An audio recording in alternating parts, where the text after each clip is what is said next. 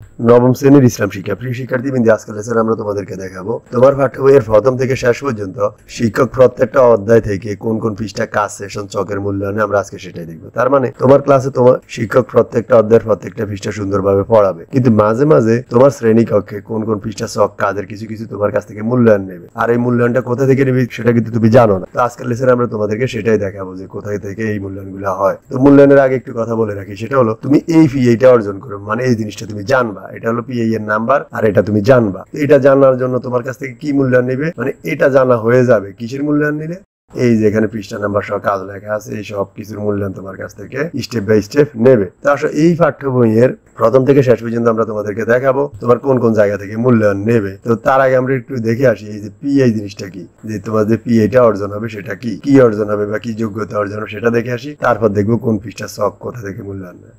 আমরা জানি যে পিএই মানে হলো পারফরমেন্স ইন্ডিকেটর, তার মানে একটা শিক্ষার্থীর এই রকম যোগ্যতা অর্জন করবে। আমরা জানি বর্তমান সময়ের পড়াগুলো যোগ্যতা ভিত্তিক, তার মানে একটা শিক্ষার্থী যদি এরকম একটা যোগ্যতা অর্জন করে, দেখো 91 মানে 91 এটার বিষয়কট 9 নবম শ্রেণী 1 হলো 1 নম্বর যোগ্যতা। শিক্ষার্থী এই যোগ্যতাটা অর্জন করবে কয়েকটা ধাপে, সেটা একটা ধাপ এই যোগ্যতার জন্য সে 1 ধাপ 2 ধাপ বা একাধিক ধাপে অর্জন করবে। তার মানে এই যোগ্যতার জন্য সে 1 2 3টা ধাপে এই যোগ্যতা অর্জন করবে, আর এই ধাপগুলোই হলো এখানের পিআই। তার মানে আমরা দেখলাম বিভিন্ন সক সেশন কাজের সামনে আমরা দেখলাম এরকম পিআই আছে, সেই পিআইটা যদি অর্জন করে তখন ওই সক সেশনের কাজের মূল্যায়ন হয়। সেই মূল্যায়নের মাধ্যমে সে এইরকম একটা পিআই অর্জন করা মানে এইরকম একটা যোগ্যতার অংশ অর্জন করা। এবার আসো সেই সক সেশনের মূল্যায়ন নেওয়া মানে এইরকম একটা পিআই এর মূল্যায়ন নেওয়া। আর এই মূল্যায়ন নিতে গেলে শিক্ষার্থীর মাঝে যদি এই আইডিয়া থাকে তাকে দিবে ত্রিভুজ, এটা ফেলে দিবে বৃত্ত, এই আইডিয়া ফেলে তাকে দিবে চতুর্ভুজ। এইভাবে মূল্যায়ন গুলো হবে। তো আমরা দেখলাম 1 নম্বর যোগ্যতা, 2 নম্বর যোগ্যতা হলো এটা, 2 নম্বর যোগ্যতার অধীনে 2টা পিআই আছে, কিভাবে মূল্যায়ন নিবে সেটাও দেখে নিবা।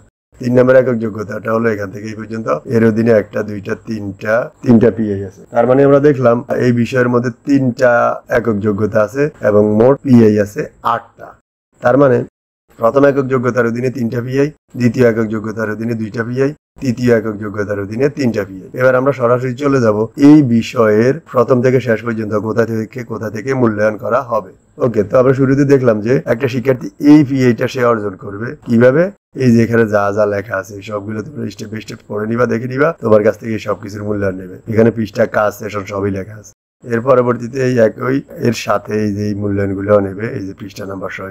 ওকে, এরপর পরই তোমার কাছ থেকে এই পিআইটা তুমি অর্জন করবা। এই পিআইটা অর্জন করার জন্য তোমার কাছ থেকে যে দলগত কাজ সহ কি লেখা আছে এই জিনিসগুলোর মূল্যায়ন নেবে। ওকে, আর পিআই এর ক্ষেত্রে এখানে কি লেখা আছে এটা একটু পড়ে নিবা। ওকে, এরপর একটা শিক্ষার্থীর এই পিআইটা সে অর্জন করবে। এই পিআই অর্জনের জন্য তার কাছ থেকে কিসের মূল্যায়ন নেবে, এই যে জিনিসগুলো সহ এখানে লেখা আছে, এই বরাবর লেখা পড়বা। এই যে ওকে ওকে ওকে এই বরাবরের এই মূল্যায়নগুলো নেবে, আবার এই বরাবরের মূল্যায়নগুলো নেবে, আবার এই বরাবর প্রথম থেকে এই পর্যন্ত মূল্যায়নগুলো নেবে।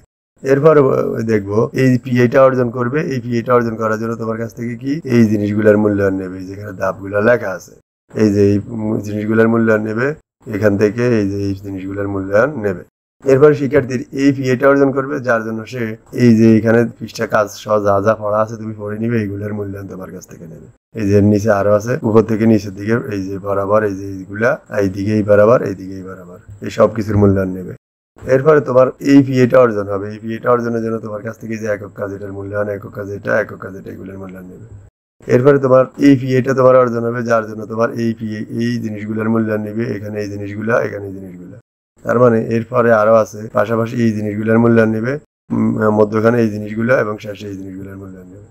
এরপরে একটা শিক্ষার্থী এই পিআইটা অর্জন করবে। এই পিআইটা অর্জনের জন্য তার কাছ থেকে কিসের মূল্যায়ন নেবে, এই যে প্রকল্পের কাজ, এই জিনিসগুলোর মূল্যায়ন নেবে। প্রিয় শিক্ষার্থীবৃন্দ, তুমি যদি তোমার ক্লাসের সকল বিষয়ের প্রত্যেকটা অধ্যায় থেকে এই পিআই গুলো জানতে চাও, মানে কোথা থেকে কাজ সক সেশনের মূল্যায়ন নেবে, তাহলে আমাদের এই চ্যানেলটিকে ফলো দিয়ে আমাদের সাথে থাকো।